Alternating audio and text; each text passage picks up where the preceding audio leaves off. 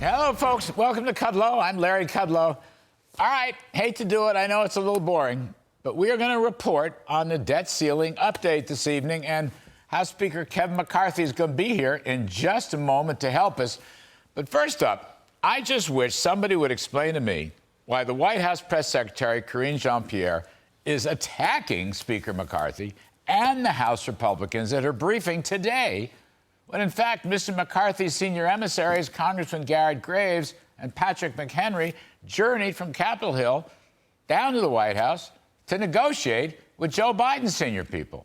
They started at 12 noon today, and apparently they're still at it as we speak. That's right.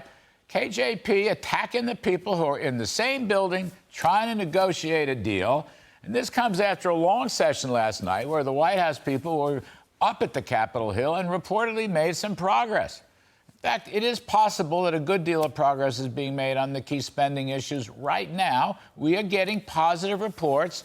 So why is the White House press secretary attacking the McCarthy negotiators? It doesn't make one whit of sense. It doesn't promote a deal. Just hear all this nonsense for yourself. And let's be clear about what Republicans are demanding in exchange for doing their job and preventing a default. Earlier this year, they put forward an extreme package of devastating cuts that would slash support for education, law enforcement, food assistance. The list goes on and on and on and on, by what now would be about 30%.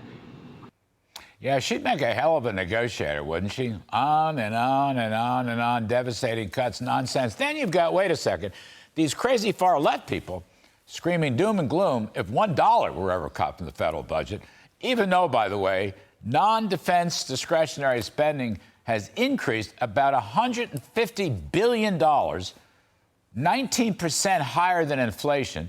In just the last couple of years, this is essentially non-COVID spending now baked into the baseline cake unless Republicans stop it, which is exactly what Speaker McCarthy is trying to do. But for the Democratic radical left, this is the tail wagging today's Democratic dog. Enough spending is never enough. Just listen to them howling. They are willing to crash the economy because they want to continue their extreme tax cuts for the wealthiest corporations and billionaires across the country. And guess what? They want you, working people, to finance those tax cuts for the wealthiest. The default that they are threatening would be a horror show. It would be an economic catastrophe that would threaten the day-to-day life of every American. The Republicans are willing to threaten the global economy over trying to win tax cuts for billionaires. Like I say, tax cuts for billionaires. By the way, the Trump tax cuts benefited middle and lower income people and minorities the most.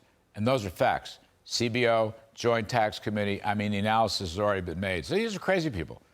This is the far left tail wagging the Democratic dog today. By the by, there isn't going to be any debt default. That's point number one.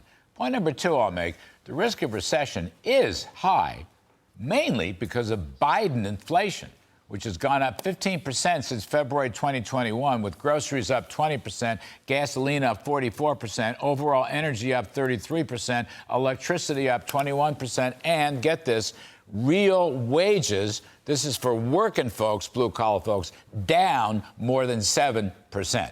All that unfettered spending causing inflation. That's the real recession culprit. McCarthy and company trying to stop that in their bill to raise the debt ceiling, along with budget reforms, welfare, and new energy permitting, would not only curb inflation, but would help grow the economy and avoid recession. And that's why virtually every poll shows somewhere between 60 and 80% of voters want a debt ceiling hike accompanied by lower federal spending. Even Joe Biden has surrendered to McCarthy's point of view.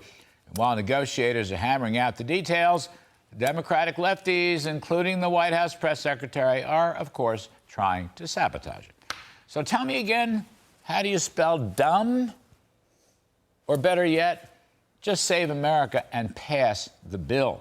How about that? That is my riff.